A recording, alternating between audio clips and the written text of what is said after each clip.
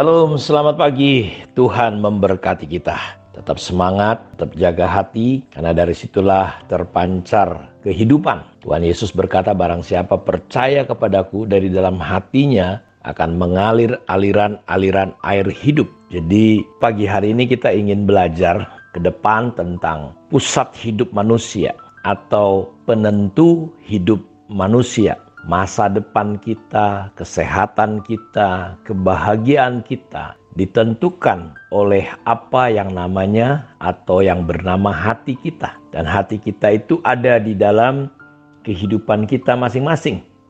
Ya. Di dalam ayat hafalan kita dari Yeremia pasal yang ke-17 ayat 9 dan 10, betapa liciknya hati, lebih licik daripada segala sesuatu. Hatinya sudah membatu. Siapakah yang dapat mengetahuinya? Akulah Tuhan yang menyelidiki hati, yang menguji batin, untuk memberi balasan kepada setiap orang setimpal dengan tingkah langkahnya, setimpal dengan hasil perbuatannya. Jadi dalam konteks Yeremia ini, Yeremia melihat bahwa orang Israel ini meninggalkan Tuhan. Dia meninggalkan air kehidupan dan lebih suka memilih air yang kotor. Dan di pasal 17 ini ada ayat yang terkenal, berbahagialah orang yang mengandalkan Tuhan, berharap kepada Tuhan, yang hatinya melekat kepada Tuhan. Maka dia akan seperti pohon yang ditanam di tepi aliran air, yang menghasilkan buah pada musimnya, tidak layu daunnya. Apa saja yang diperbuatnya pasti berhasil. Tidak demikian dengan orang yang hatinya menjauh dari Tuhan, yang hatinya tidak mengandalkan Tuhan, tapi sebaliknya dia mengandalkan manusia dan kekuatan dirinya sendiri, mengandalkan pikirannya, perasaannya. Dia akan seperti pohon yang ditanam di tepi, ada di padang gurun yang tandus, kata Yeremia di ayat sebelumnya. Dan dia akan seperti semak bulus. Dia seperti penduduk yang kota yang penduduknya nggak ada, sunyi sepi. Dia akan seperti padang gurun di padang gurun, tidak akan pernah mengalami masa yang baik. Jadi pada kesempatan pagi ini saya mau katakan, persoalan hidup kita ini sebenarnya bukan masalah Bapak Ibu kurang pinter, kurang kerja keras, kurang hebat, ya. Tetapi masalah inti hidup kita, persoalan yang terbesar itu adalah di hati kita sendiri. Karena itu kita akan belajar bahwa hati ini adalah pusat kehidupan kita. Makanya Sulaiman berkata di dalam Amsal pasal 4 ayat 23, jagalah hatimu, peliharalah hatimu dengan segala kewaspadaan, karena dari situlah terpancar kehidupan. Jadi kita sama-sama tahu bahwa Sulaiman adalah seorang yang dipenuhi dengan hikmat Tuhan, dan dia adalah orang yang pernah mencoba, saya baca di kitab Pengkhotbah, demi untuk mencapai kebahagiaan. Dia tes dengan segala kemampuan, kekuasaan yang dia miliki. Dalam kitab Pengkhotbah, sebagai seorang raja yang terkenal, diakui oleh Yesus sendiri bahwa tidak akan pernah ada raja yang bisa bangkit seperti Sulaiman dengan hikmatnya. Bapak Ibu tahu, tanpa peperangan dia berhasil menguasai bangsa-bangsa lain tanpa peperangan loh. Ya, jadi dengan hikmatnya itu semua bangsa membawa upeti, membawa persembahan-persembahan, dan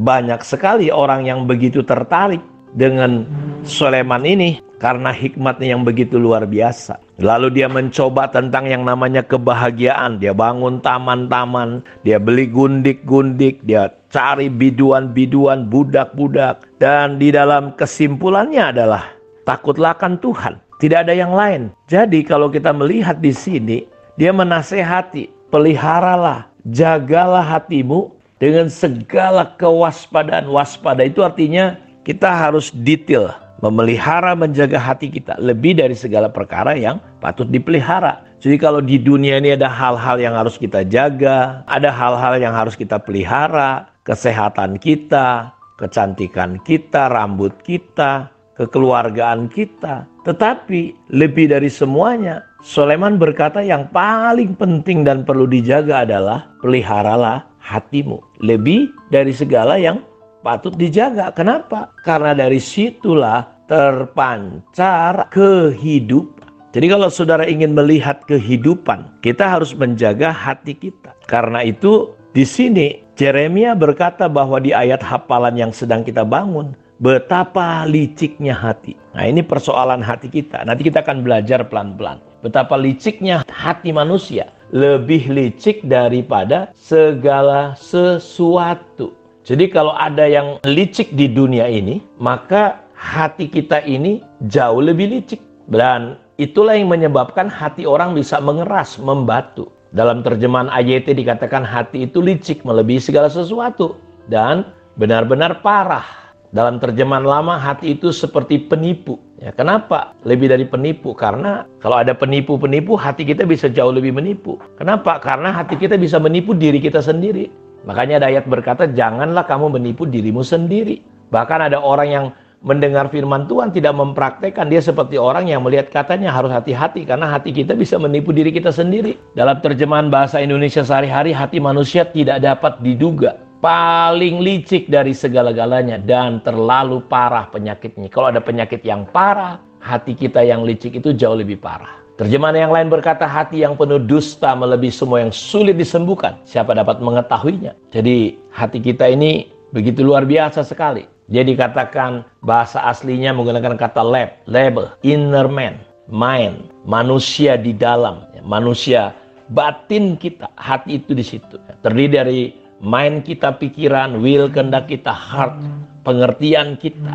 Nah, ini penting sekali Bapak Ibu untuk kita memahami hal ini. Karena hati adalah kehidupan batin seseorang dan mencakup keinginan, perasaan, dan pikirannya. Kenapa? Karena hati kita ini, kalau saudara nggak percaya, saudara dipuji saja. Itu hati kita. Karena di dalam hati itu ada perasaan, pikiran, kehendak, imajinasi. Waktu dengar pujian saja, saudara, hatimu udah bisa berubah. Karena itu Yesus berkata, dari dalam hati manusia muncul segala yang jahat, pikiran, dan segala macam. Kita lihat mungkin kisah Saul dan Daud ketika ada anak-anak, wanita-wanita kecil menyanyi-nyanyi. Saul mengalahkan beribu-ribu, Daud mengalahkan berlaksa-laksa. Hanya dengar nyanyian, hati Saul bisa berubah. Sejak itu ada kebencian, iri hati, hanya dengar nyanyian. Dan kalau saudara bisa menjaga hati, kalau saudara bisa menjaga hati saudara, waduh, Yesus berkata orang yang bahagia adalah orang yang suci hatinya, karena dia akan melihat Allah.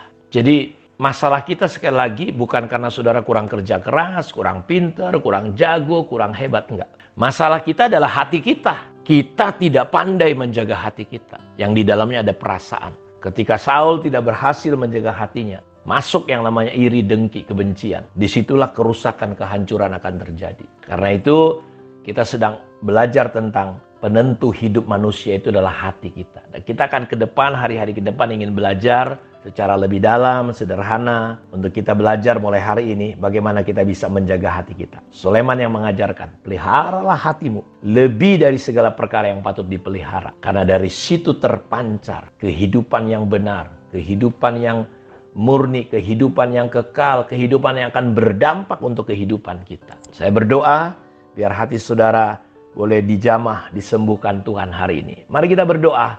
Tuhan, terima kasih untuk firman-Mu yang sudah kami dengar. Kami mau belajar hari ini tentang pusat hidup manusia, tentang penentu hidup manusia, yaitu hati kami. Kami perlu menjaga hati kami. Kami tidak perlu menjaga hati orang, tapi kami perlu menjaga hati kami ya Tuhan. Karena dari situ yang membuat kami jadi berkat. Terpujilah Engkau Bapa. Di dalam nama Yesus kami berdoa. Hari ini Tuhan sembuhkan yang sakit, yang lemah Tuhan kuatkan, yang susah Tuhan hiburkan, yang terikat Tuhan bebaskan. Di dalam nama Yesus kami berdoa. Amin. Tuhan memberkati kita. Shalom.